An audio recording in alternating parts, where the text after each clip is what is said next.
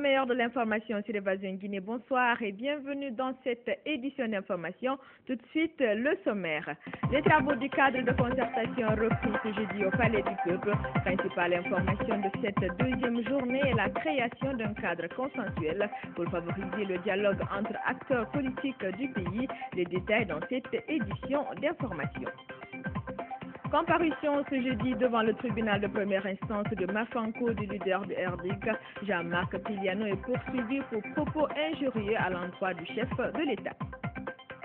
Et puis dans la rubrique l'invité du journal, nous recevrons Mbagni Sidibé. Il est le président de l'Union pour la défense des consommateurs de Guinée. L'entretien portera sur la connaissance des droits fondamentaux reconnus aux consommateurs à l'échelle internationale. C'est à la faveur de la célébration de la Journée mondiale des consommateurs demain, vendredi 15 mars. Les travaux du dialogue politique se poursuivent au Palais du Peuple. Après une première rencontre la semaine dernière, celle de ce jeudi a abouti à la mise en place d'un cadre consensuel souhaité par les différentes parties. Ibrahim Soliari Yansane était de la partie, suivez son compte rendu. À l'exception de l'opposition, acteurs politiques, société civile, membres du gouvernement, de la CENI et partenaires étrangers impliqués dans le processus électoral en Guinée étaient encore ce jeudi au Palais du Peuple. À la demande des différentes parties, la rencontre a abouti à la mise en place d'un cadre consensuel de dialogue. Les choses partent sur de bons pieds. Nous avons aujourd'hui mis en place un cadre consensuel. Et comme vous m'avez entendu dire dans mon discours, on avait pour ce départ 3 objectifs. Le premier, c'était d'abord de faire cesser la violence, de demander à tous les acteurs de s'engager à faire en sorte que la violence cesse. Le second, c'était de faire renaître la confiance entre les différents acteurs.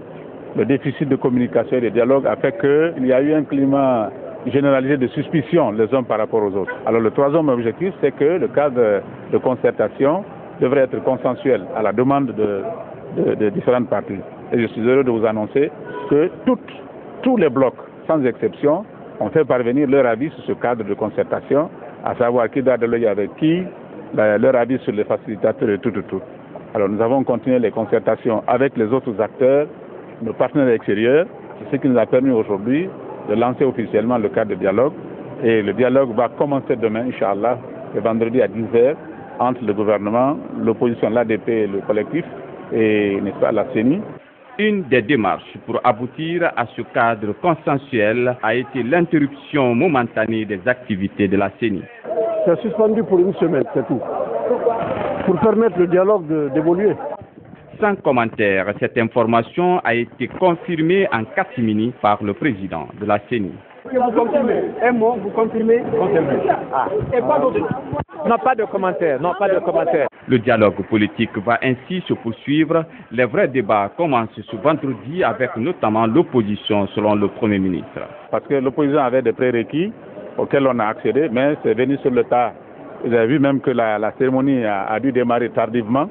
Parce que j'attendais moi-même que le communiqué passe avant de venir de la salle, donc ça n'a pas laissé le temps. Mais avant même que je ne sorte, j'ai reçu un message comme quoi demain ils seront autour de la table. Attendons de voir. Attendons de voir. Ce cadre de dialogue est aujourd'hui l'espoir pour le peuple de sortir d'une crise qui n'a que trop duré. Politique toujours, le président du RDIC, Rassemblement pour le développement intégré de Guinée, a été convoqué ce jeudi au tribunal de première instance de Mafanko par le procureur du tribunal. Jean-Marc Tiliano est accusé d'avoir tenu des propos diffamatoires à l'endroit du chef de l'État durant la marche de l'opposition le 27 février dernier. Explication Beno Marsila. Jean-Marc Tiliano est accusé, selon le procureur du tribunal de première instance de Mafanko, d'avoir tenu des propos diffamatoires à l'encontre du chef de l'État à la faveur du meeting tenu à l'esplanade du stade du 28 septembre lors de la manifestation du 27 février dernier. Des propos injurieux qui touchent l'institution supérieure de la République et qui, selon le procureur, sont condamnés par le code pénal guinéen. M. Jean-Marc Tiliano a fait des déclarations. Dans ces déclarations, il a prononcé des injures, des diffamations qui atteignent la dignité, l'honneur de la personne à laquelle elle s'adresse. Et en la matière, la loi dit que celui qui est offensé peut se plaindre. Mais quand il s'agit d'un président de la République, il constitue une institution et il est protégé par la société. En conséquence, le procureur de la République doit engager des poursuites. Après de sourdes discussions dans le cabinet d'instruction, l'avocat de l'accusé réfute les arguments avancés. Maître Salif Beyavogi qualifie le dossier de toutes pièces montées contre son client. Ce dossier-là n'est pas consistant et que ces poursuites ne sont que la preuve que des harcèlements, des persécutions qui sont dirigées contre notre client. Autrement dit, nous pensons que ce dossier a une autre résonance que celle juridique et qu'il n'a jamais injurié le chef de l'État, il ne l'a jamais fait. C'est un dossier monté de toutes pièces. Jean-Marc Teliano, ancien ministre de l'Agriculture, a été révoqué de ses fonctions lors du dernier réaménagement du gouvernement en octobre 2012. Il rallie d'office l'opposition et commence les critiques contre le régime du président Alpha Condé. Pour voir clair dans le dossier, le tribunal entend organiser un procès dans les jours à venir où Jean-Marc Teliano va comparaître. La résolution des conflits au cœur des débats ce jeudi à l'ambassade des États-Unis, c'est pour faire partager l'expérience américaine en ce sens à travers le compte-rendu d'un jeune Guinéen qui a séjourné récemment au pays de l'Oncle Sam au compte du programme de visiteurs internationaux. L'exposé a aussi porté sur les élections et la démocratie ainsi que des pistes de solutions pour la Guinée dans ce domaine. Compte-rendu à Diratouba. Dans le contexte de la mondialisation, l'on rencontre diverses formes de conflits, des conflits inhérents à la vie humaine qui évoluent au fil du temps et dont il faut à chaque instant trouver des solutions appropriées. Ce qui est plus important, c'est qu'est-ce que nous faisons de ces conflits. Donc c'est pour cela que je pensais à cette situation de notre pays où nous sommes dans une crise politique. Je crois qu'il est important de communiquer aujourd'hui à la population guinéenne, notamment la jeunesse. La vie différente d'opinion ne veut pas dire adversité, ne veut pas dire s'attaquer, ne veut pas dire que je suis ton ennemi. Et mieux encore, les questions de préjugés ethniques et identitaires sont beaucoup démises en Guinée. La démocratie est un long processus qui passe par le savoir-faire, le respect de la diversité et de la loi, ainsi que la prospection dans l'avenir. Une analyse transitionnelle qui manque toujours à la Guinée selon les participants, d'où son long retard, une situation qui n'est pas irréversible. Pour qu'un pays réussisse dans son intégralité, il faudrait bien que ce pays ait les bases solides, la démocratie, les bases solides de la sociabilité, les bases solides pour le minimum vital. Et ce sont les conditions réunies qui feront qu'il y aura la discipline à tous les égards. Et moi, je pense que tout le problème guinéen aujourd'hui, ce n'est pas seulement la Constitution. Il y a un problème que les Guinéens ont oublié, le civisme. Par rapport à l'analyse qu'on puisse faire sur la problématique démocratique en Guinée, c'est qu'il y a la question de l'institutionnalisation démocratique. Et il y a aussi la question de la popularisation de la démocratie en Guinée, c'est-à-dire la façon dont il faut communiquer pour que la population s'approprie de la démocratie. Il faut que nos pères jeunes cessent d'être des ouvriers politiques, mais des acteurs, des décideurs politiques. Des participants qui ont invité les jeunes à s'unir et aux politiciens de tous bords à parvenir à un consensus pour mettre fin à la crise actuelle.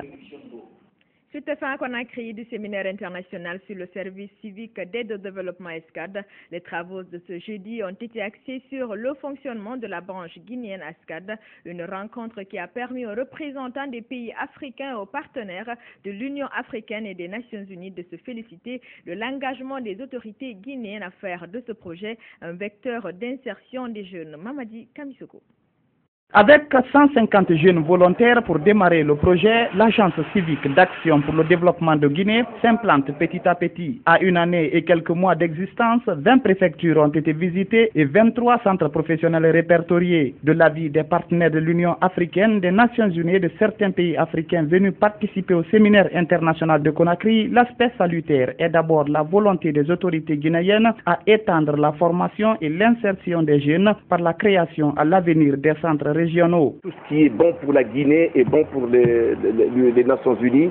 Et donc nous sommes venus apporter ce soutien à ce projet. Et je vois comment, en quelques mois, un projet peut être traduit dans la réalité. Et je suis vraiment impressionné. Et aujourd'hui, on interpelle le général responsable du projet sur quand sera-t-il mis en œuvre dans d'autres régions du pays. Et je me félicite du fait qu'au niveau du plan, c'est déjà prévu. Il faut impérativement pouvoir accompagner la jeunesse, ce gisement de richesse, et l'orienter et être sûr qu'au bout du compte, tout le monde y trouve satisfaction. L'État, la société, l'économie, comme la jeunesse et tous les demandeurs d'emploi.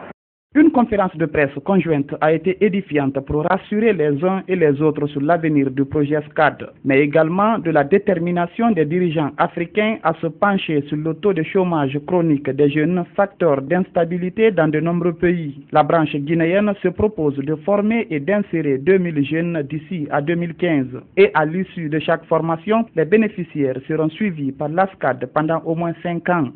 Dès qu'ils sont rentrés, tout de suite, on commence à établir ce contact avec des entreprises pour savoir, par exemple, si nous prenons une entreprise minière qui a besoin de former des jeunes chaudronniers ou bien des jeunes électriciens.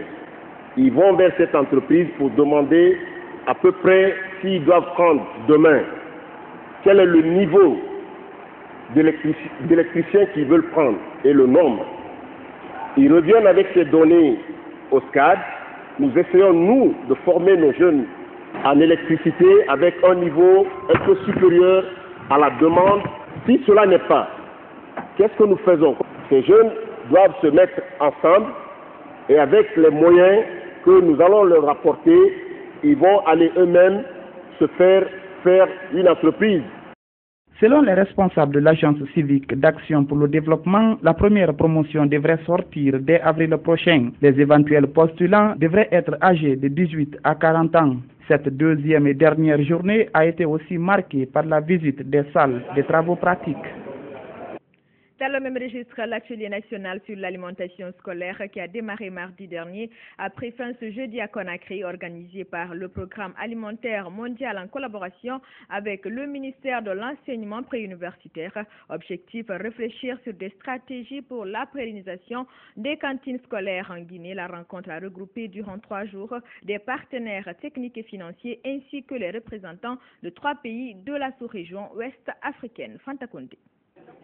Cet atelier de 3 jours a permis aux participants venus de la Côte d'Ivoire, du Niger, du Brésil, du Cap-Vert et ceux de la Guinée d'échanger leurs expériences pour mettre en place des stratégies efficaces de lutte contre la faim à travers des cantines scolaires. Ces travaux ont également permis d'amender et enrichir le document de politique sur l'alimentation scolaire. À l'issue d'intenses débats, les participants ont formulé quelques recommandations. La finalisation et validation du document de politique d'alimentation scolaire, incluant les aspects santé, nutrition, agriculture, finances, affaires sociales et coopération. La mise en place d'un cadre légal approprié pour la mise en œuvre du programme national d'alimentation scolaire. La finalisation d'une politique d'achat de produits agricoles locaux. La prise en compte des cantines préscolaires dans la politique nationale d'alimentation scolaire. Pour mener à bien cet atelier, le PAM a bénéficié de l'apport du Centre d'excellence contre la faim du Brésil, qui a apporté son expertise à la Guinée pour la revalorisation et la pérennisation des cantines scolaires. Le but consiste à apporter une assistance aux élèves venus des familles démunies, lutter contre l'abandon scolaire et encourager la scolarisation de la jeune fille.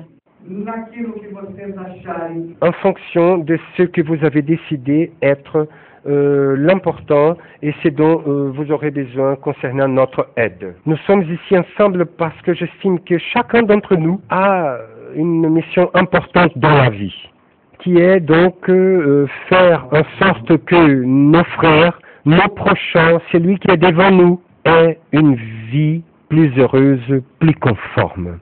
Je voudrais vous exhorter à vous approprier des expériences riches et variées du Brésil et des 4 pays africains ici représentés. Au nom de son Excellence, le professeur Alpha Condé, qui place l'éducation au centre de ses préoccupations, je réaffirme solennellement l'engagement du gouvernement guinéen dans la mise en œuvre de sa politique relative au développement et à la pérennisation de la cantine scolaire en Guinée. Cet atelier premier du genre a été aussi une occasion de mobiliser le gouvernement et ses partenaires à lutter contre la faim, soutenir l'éducation, la santé et le développement communautaire. Des équipements bureautiques d'une valeur de 140 millions de francs guinéens ont été remis au ministère de l'enseignement préuniversitaire par le PAM. Les participants étrangers ont aussi bénéficié d'un cadeau symbolique suivi d'une conférence de presse qui a clôturé les travaux. Célébration demain vendredi de la journée mondiale des consommateurs à travers le monde. De nombreuses associations composées d'experts estiment que les consommateurs restent exposés à toutes sortes de dangers en Guinée. Cette journée est mal connue. Pire, la situation des consommateurs est plus que déplorable. Tiao Bachir. Depuis 1983, l'Association internationale des consommateurs célèbre chaque année le 15 mars comme la journée mondiale des droits des consommateurs. On se rappelle du 15 mars 1962, le jour où le président américain George Kennedy avait annoncé lors d'un discours devant le Congrès les 4 droits fondamentaux du consommateur. Droit à la sécurité, droit à l'information, droit de choisir et le droit d'être entendu. En France, la défense du consommateur est relayée par de nombreuses associations et une revue telle que 60 millions de consommateurs. La journée mondiale des consommateurs a pour thème cette année la justice pour les consommateurs, c'est maintenant. Occasion pour les ONG et les associations de lancer un appel à ses membres et sympathisants pour montrer les dégâts bien réels occasionnés par une protection des consommateurs insuffisante, voire nulle dans le monde. En Guinée, bien que célébrée par certains, cette journée semble être mal connue. Les pays riches, les économies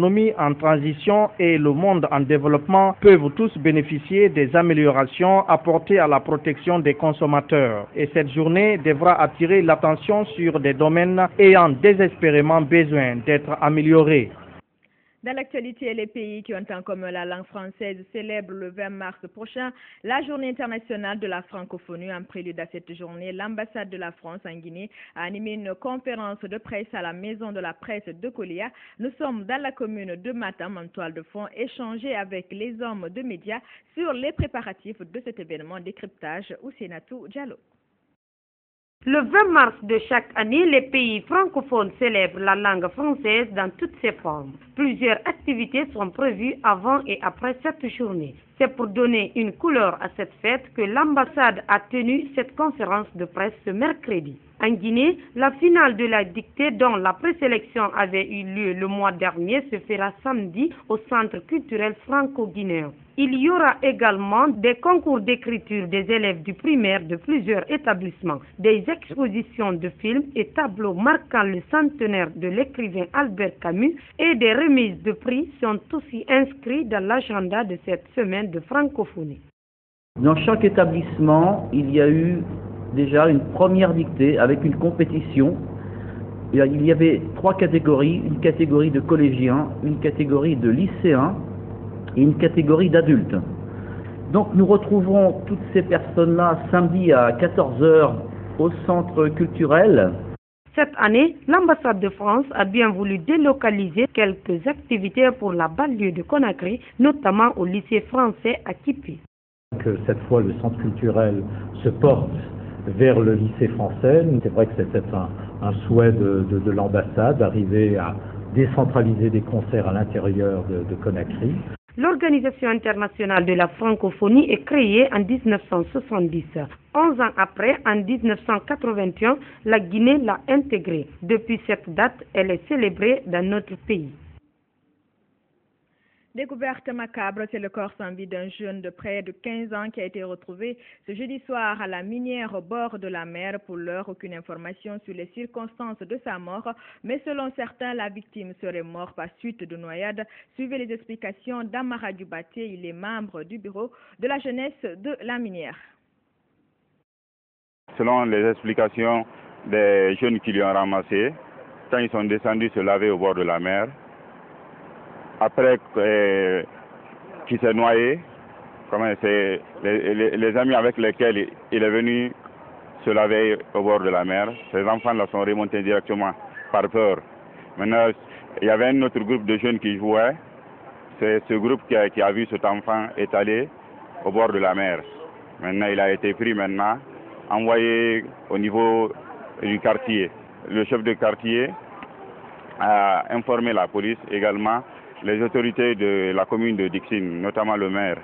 Le maire aussi a instruit la police de venir chercher le corps.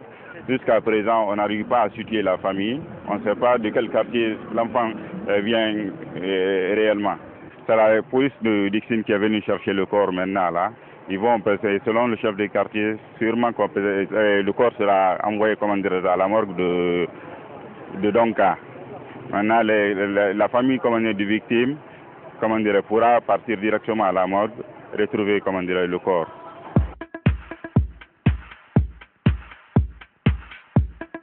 Dans le monde, le nouveau pape Georges-Marie Bergoglio s'installe petit à petit dans son ministère et préside actuellement sa première messe devant 114 cardinaux dans la chapelle Sistine, une messe durant laquelle l'homme qui a pris le nom de François Ier a déclaré que sans suivre le Christ, l'Église n'est qu'une ONG. Suivez. Élu depuis quelques heures seulement, le pape François a fait sa première apparition publique. Une prière dans la basilique Sainte-Marie Majeure, la plus ancienne église dédiée à la Vierge Marie.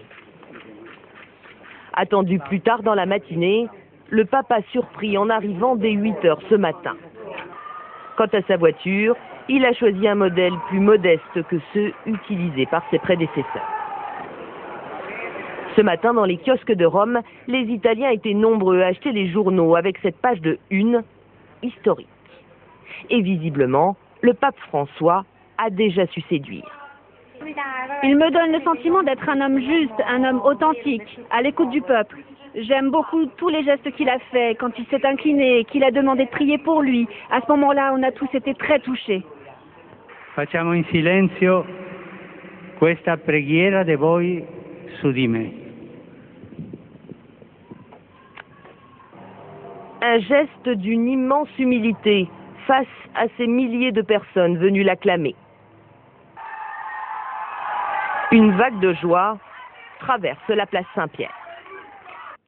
Et puis au Proche-Orient, Israël prépare l'arrivée du président américain Barack Obama. Suivez. Pas de fumée blanche ni de sourire triomphant, mais Benyamin Netanyahou s'est présenté aujourd'hui avec enfin la composition de son nouveau gouvernement de coalition. Pour y parvenir, il lui aura fallu près de 2 mois de négociations après des législatives dont il est ressorti affaibli.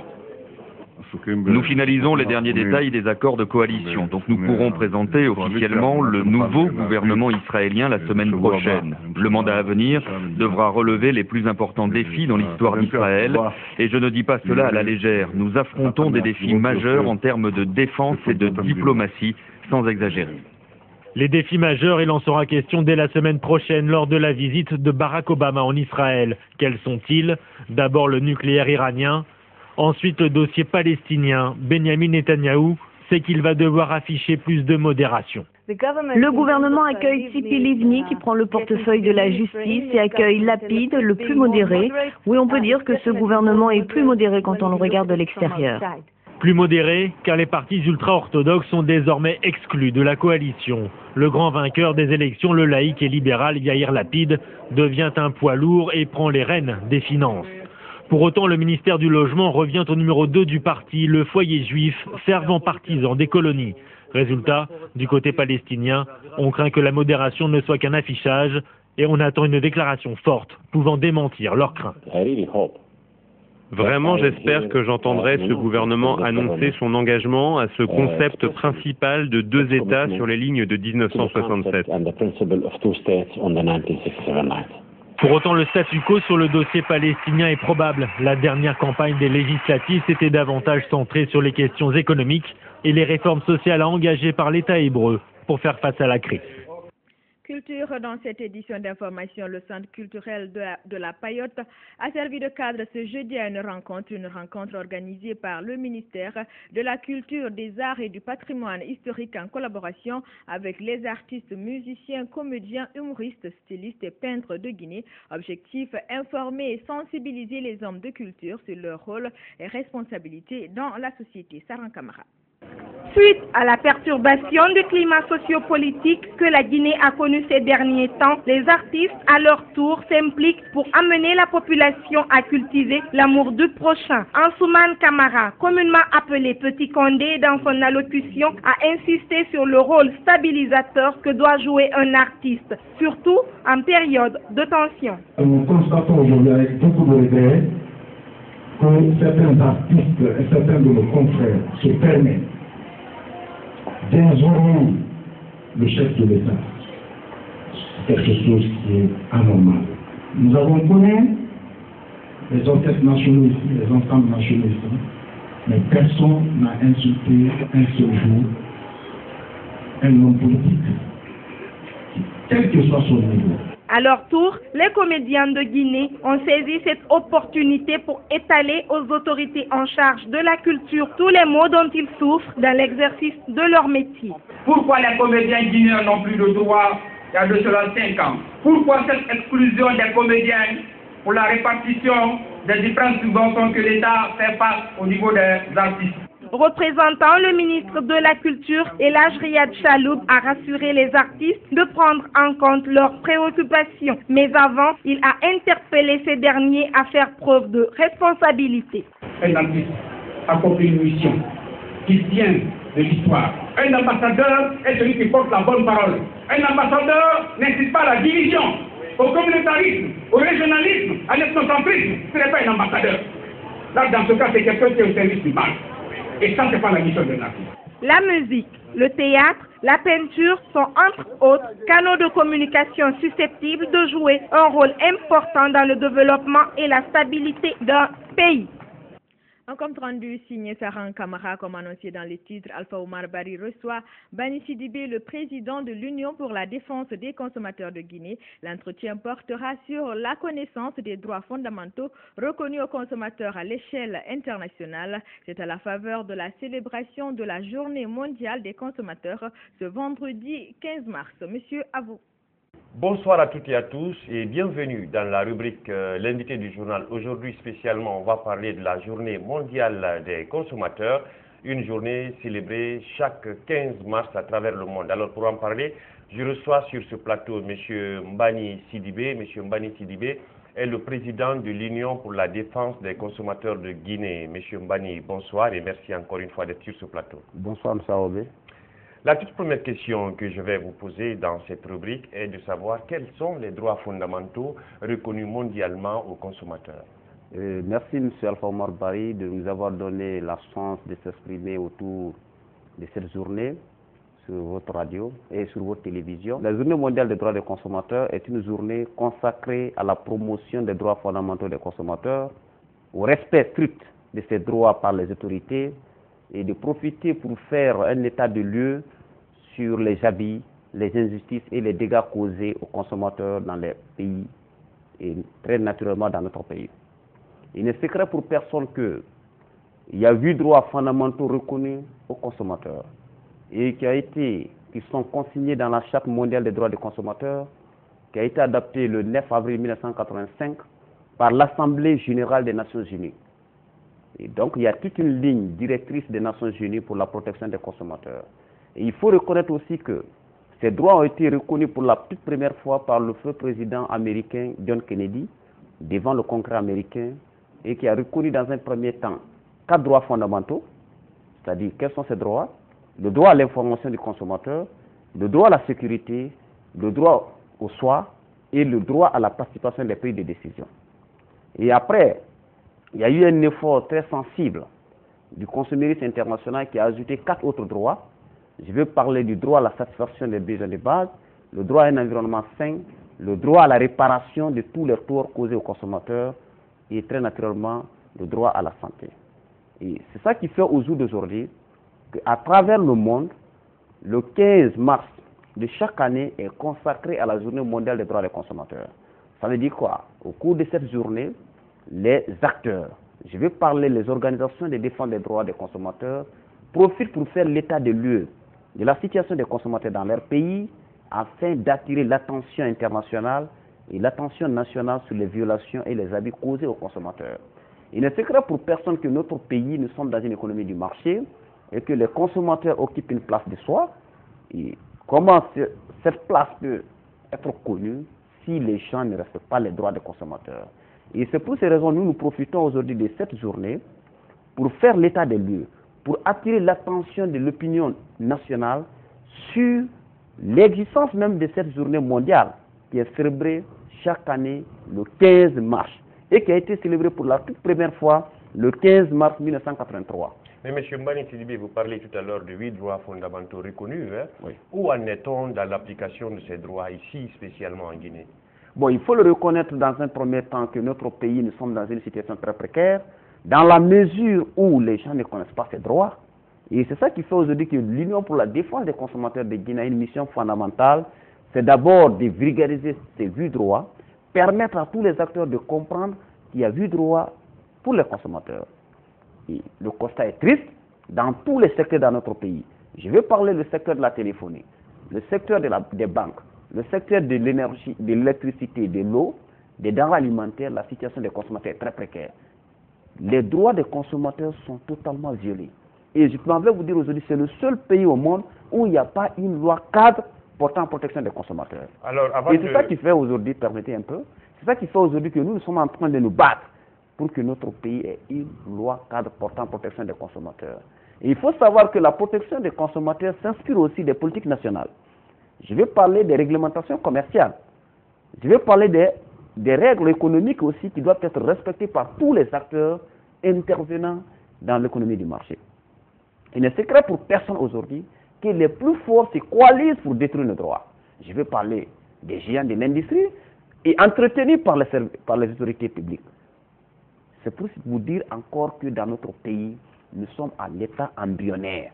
Et ça qui nous amène aujourd'hui à venir devant les écrans pour dire que le 15 mars de chaque année est consacré à la Journée mondiale des droits des consommateurs et interpeller toutes les autorités du pays à s'impliquer résolument pour le respect des droits fondamentaux du consommateur. Chaque 15 mars, on célèbre la Journée mondiale du consommateur guinéen. Mais ici, en Guinée, c'est une journée qui passe inaperçue. Oui, très naturellement, vous savez, notre pays a connu un vide dans ce sens-là. Il y a beaucoup d'années, on n'assistait pas à une véritable structure de défense des droits des consommateurs. C'est ça qui fait aujourd'hui les droits fondamentaux sont méconnus du public. Sortez tout de suite, vous demandez les gens, vous dites, ah, il y a une journée mondiale. Ils vont te demander, d'abord, c'est quoi le consommateur? Voilà tout un boulot que nous sommes en train de faire aujourd'hui pour permettre à tout le monde de comprendre d'abord c'est quoi le consommateur. Même ceux qui ont été à l'école ont des difficultés pour définir le mot consommateur. Voilà un peu les problèmes récurrents auxquels nous sommes confrontés aujourd'hui. Mais quand cela ne tienne, nous sommes en train de faire tout un effort. Nous avons eu animé plusieurs émissions et c'est l'opportunité pour nous aujourd'hui de féliciter le groupe Évasion pour tous les efforts qu'il est en train de faire pour l'émulation des droits des consommateurs. Il faut savoir aujourd'hui que c'est la première télé qui est en train de s'investir résolument pour le rayonnement des droits des consommateurs. Donc c'est un mérite.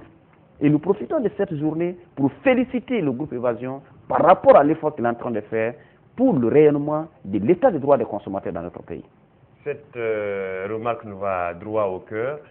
Je reviens à cette question. Vous êtes le président de l'Union pour la défense des consommateurs de Guinée. Concrètement, qu'est-ce que vous faites à l'endroit de ces consommateurs dans le cadre de l'amélioration de leurs conditions de vie?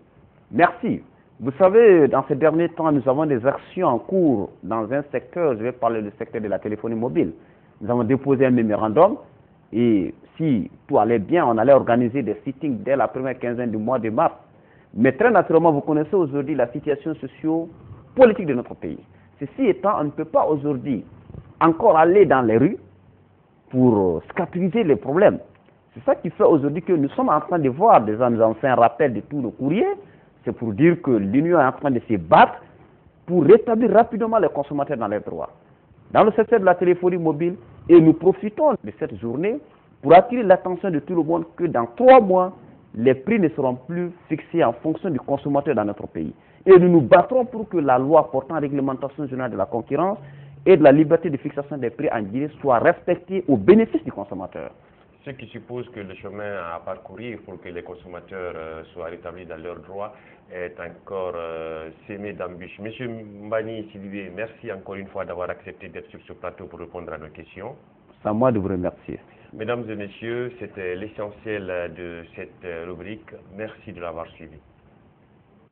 C'est ainsi que se termine cette édition d'information. Merci de votre aimable attention et excellente suite de programmes à notre compagnie. L'info, c'est aussi notre site web www.groupe.ebazinguinée.info. Bonsoir, où que vous soyez.